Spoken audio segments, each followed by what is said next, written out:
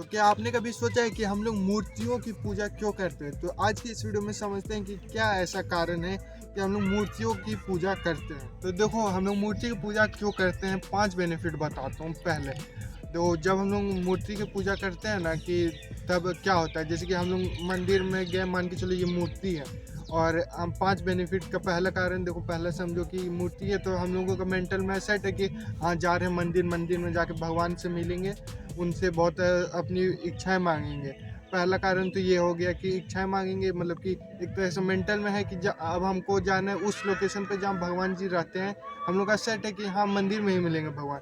तो ये तो कारण है कि मेंटलिटी आपका सेट हो गया, जो बहुत अच्छा चीज़ है। ऐसे तो भगवान देखो हर जगह पाए जाते हैं, लेकिन आइडल के रूप में मानना एक अलग बात होती है। मतलब कि हम लोग चाह रहे हैं कि उनके जो क्वालिटीज़ हैं, मतलब ऐसा आदमी जो क्वालिटी, मतलब ऐसा दयावान, पैसा वाला, मतलब कि दयालु, ऐसा ये क्वालिटी हमको भी चाहिए भगवान का। इसीलिए हम लोग करते हैं कि भगवान में देखो सारा क्वालिटी होता है, तो वही ऐसा में हम लोग भी सोचते हैं कि हमको भी काश ऐसा क्वालिटी मिले।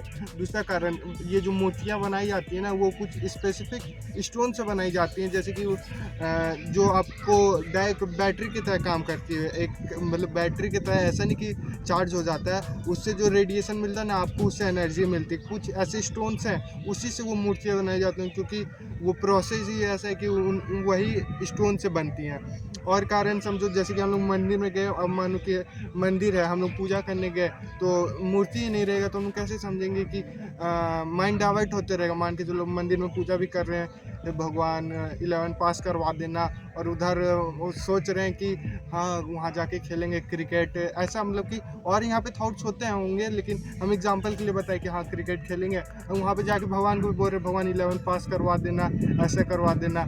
तो वो चीज़ आपका डाइवर्ट होते रहेगा, और ऐसे रहेगा कि हाँ, ये देखो शंकर भगवान है, तो हाँ, शंकर भगवान मन में आते रहेगा कि हाँ, ऐसा शंकर भगवान है आकृति।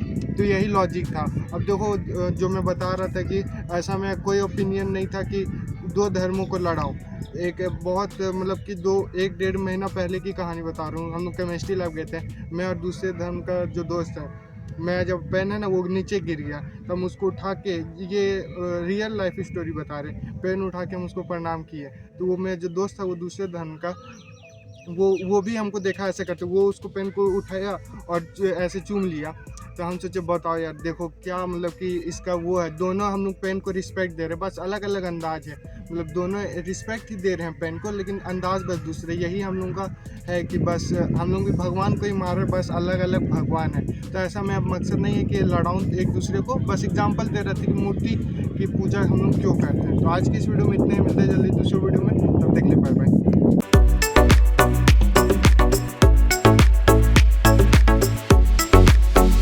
तो क्या आपने कभी सोचा है कि हम लोग मूर्तियों को, देखो जब हम लोग मूर्ति की, मतलब कि एक मूर्ति है, एग्जांपल 5 बेनिफिट बताऊंगा एक साथ। मान के चलो ये मूर्ति है, पहला बेनिफिट समझो, जैसे कि अगर हम लोग मूर्ति के पहले ये समझो, ऐसे देखो, मेरे ये पर्पस नहीं है कि जैसे कि दूसरे धर्म है वो मूर्ति पूजा नहीं करती, वो एकदम पर्पस नहीं है। और धर्म है जो जस्ट हिंदू का अपोजिट, उनकी बात करो, लड़ाने का मकसद नहीं है। वो लास्ट में बताऊंगा एक रियल लाइफ स्टोरी इसी वीडियो में। वो लास्ट में जो बेनिफिट क्या है, देखो पहला चीज, जैसे कि अगर ये मूर्ति है, तो मूर्ति में जैसे हम लोग मंदिर में गए पूजा करने एकदम भक्ति भाव से, तो हम लोग को पता है कि